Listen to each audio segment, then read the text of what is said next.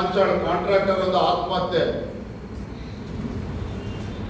ನಾನು ಇವತ್ತು ಗುಲ್ಬರ್ಗದಲ್ಲಿ ಇರಬೇಕಾಗಿತ್ತು. ಒಂದು ಬೃಹತ್ ಪ್ರತಿಭಟನೆಯನ್ನ ಪ್ರಿಯಾಂಕಾ ಖರ್ಗೆ ಅವರ ಮನೆಗೆ ಮುತ್ತಿಗೆ ಹಾಕ್ತಕ್ಕಂಥ ಕೆಲಸವನ್ನ ಭಾರತೀಯ ಜನತಾ ಪಾರ್ಟಿ ಹೋರಾಟವನ್ನು ಹಮ್ಮಿಕೊಂಡಿದ್ದೇವೆ.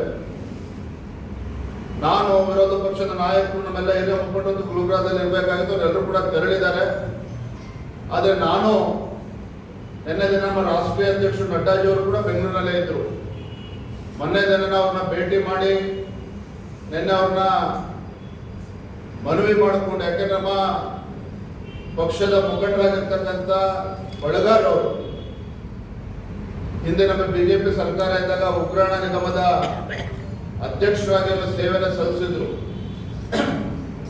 KS ಅಧಿಕಾರಿಯಾಗಿ ಪ್ರಾಮಾಣಿಕವಾಗಿ ಸೇವೆಯನ್ನು ಸಲ್ಲಿಸಿದ್ರು. ನಮ್ಮ ಭಾರತೀಯ ಜನತಾ ಪಾರ್ಟಿ ಮುಖಂಡ ನಿಧನರಾಗಿರ್ತಕ್ಕಂಥ ಒಂದು ಸಂದರ್ಭದಲ್ಲಿ ನಾನು ಅನಿವಾರ್ಯವಾಗಿ ಇವತ್ತು ನಿನ್ನೆ ದಿನ ಶಿಕಾರಿಪುರಕ್ಕೆ ಬರಬೇಕಾಗಿತ್ತು. ಹಾಗಾಗಿ ನಾನು ಇವತ್ತು ಗುಲ್ಬರ್ಗಕ್ಕೆ ತೆರಳಕ್ಕೆ ಸಾಧ್ಯ ಆಗಿಲ್ಲ. ಆದ್ರೆ ಇವತ್ತು ಬೃಹತ್ ಪ್ರತಿಭಟನೆ ಇವತ್ತು ಗುಲ್ಬರ್ಗದಲ್ಲಿ ಆಯೋಜನೆ ಮಾಡಿದ್ದೇವೆ. ಪಕ್ಷದ ಮಂತ್ರಿಗಳೇ ಹೇಳಬೇಕು. ಯಾಕೆ ಮಾತನ್ನ ಹೇಳ್ತಾ ಇದ್ದೇನೆ ಅಂತ ಹೇಳಿದ್ರೆ, ಕಳೆದ 2 ವರ್ಷದ ಈ ಕಾಂಗ್ರೆಸ್ ಸರ್ಕಾರದ ಸಾಧನೆ ಶೂನ್ಯ. ಕಳೆದ 2 ವರ್ಷದಲ್ಲಿ ಯಾವುದೇ ರೀತಿಯ ಅಭಿವೃದ್ಧಿ ಕೆಲಸ ಕಾರ್ಯಗಳು ರಾಜ್ಯದ ಯಾವುದೇ ವಿಧಾನಸಭಾ ಕ್ಷೇತ್ರದಲ್ಲಿ ನೋಡೋದಕ್ಕೆ ಸಾಧ್ಯ ಇಲ್ಲ. ಯಾವುದೇ ವಿಧಾನಸಭಾ ಕ್ಷೇತ್ರದಲ್ಲಿ ಶಾಸಕರು ಹೋಗಿದ್ದಾರೆ, ಬುದ್ಧಿ ಪೂಜೆ ಮಾಡಿದ್ರು, ಶಂಕುಸ್ಥಾಪನೆ ಮಾಡಿದ್ರು. ಯಾವುದೇ ರೀತಿ ಚಟುವಟಿಕೆಗಳು, ಅಭಿವೃದ್ಧಿ ಕಾರ್ಯಗಳು, ಶಂಕುಸ್ಥಾಪನೆಗಳು ಯಾವುದೂ ಕೂಡ ಕಳೆದ 2 ವರ್ಷದಲ್ಲಿ ನೀವು ಯಾರು ಕೂಡ ಬರೀ ಶಿವಮೊಗ್ಗ ಜಿಲ್ಲೆಯಲ್ಲ, ಇಡೀ ರಾಜ್ಯದಲ್ಲಿ ನೀವು ನೋಡೋದಕ್ಕೆ ಸಾಧ್ಯ ಇಲ್ಲ.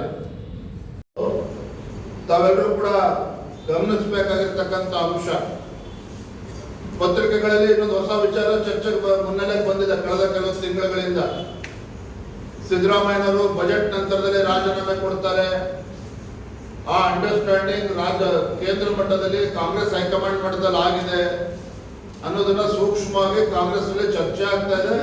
ಇದು ಯಾವುದು ಕೂಡ ಬಹಿರಂಗ ಸತ್ಯ ಇದೆ. ಎಲ್ಲೂ ಕೂಡ ಬಜೆಟ್ ಇಲ್ಲ ಈ ವಿಚಾರವನ್ನ. ಹಾಗಾಗಿ ಎಲ್ಲೋ ಒಂದ್ ಕಡೆ ಸಿದ್ದರಾಮಯ್ಯನವರು ಬಜೆಟ್ ನಂತರದಲ್ಲಿ ತಮ್ಮ ಮುಖ್ಯಮಂತ್ರಿ ಸ್ಥಾನಕ್ಕೆ ರಾಜೀನಾಮೆ ಕೊಡಬೇಕಾಗ್ತದೆ ಅನ್ನುವ ವಿಚಾರವನ್ನು ಇಟ್ಕೊಂಡು ಒಂದು ರಾಜಕೀಯ ದಾಳವನ್ನ ಉರುಳಿಸೋದಕ್ಕೆ ನಿನ್ನೆ ಮುನ್ನುಡಿ ಬರೆದಿದ್ದಾರೆ ಸಿದ್ದರಾಮಯ್ಯನವರು ಅನ್ನೋದು ಸ್ಪಷ್ಟ.